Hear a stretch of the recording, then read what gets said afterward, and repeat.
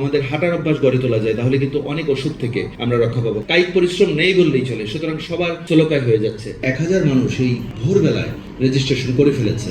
এটি একটি বিশাল ব্যাপার, অর্থাৎ আমাদের সামাজিক সচেতনতা বৃদ্ধি পাচ্ছে। আমি মনে করি যে বিশ্ব বাঘ দিবস উপলক্ষে আয়োজিত এই টাইগার রান ঢাকা শুধুমাত্র একটি মিনি ম্যারাথন নয়, এটি একটি দেশপ্রেমেরও সিম্বল বলে আমি মনে করি। কারণ আমরা দেখতে পাচ্ছি দেশপ্রেম মানে শুধুমাত্র একটি বিশেষ দিনে খাদি পাঞ্জাবি পরে কোথাও যাওয়া নয়। বন রক্ষা, আমাদের যে জীববৈচিত্র্য সংরক্ষণ এবং আমাদের যে বাংলার গর্ব, সাহসিকতার প্রতীক বাঘ, এবং আমাদের যে গর্বের আরেকটি বিষয় যে ওয়ার্ল্ড লার্জেস্ট ম্যানগ্রোভ সুন্দরবন, এটি রক্ষারও একটি প্রতিশ্রুতি বলে আমি মনে করি।